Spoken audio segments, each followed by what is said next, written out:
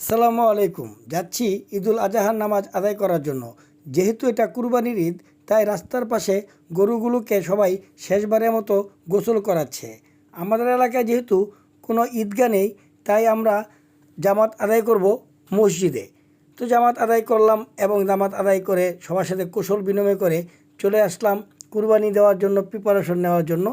তো যেহেতু কুরবানি হয় আল্লাহর নামে, তাই আমরা আমাদের পরিবারের পক্ষ থেকে আল্লাহর নামে এই গরুটিকে কুরবানি করলাম।